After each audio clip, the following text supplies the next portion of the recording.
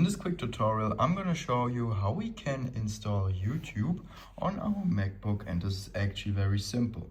The problem is that the YouTube app is not on the Mac App Store.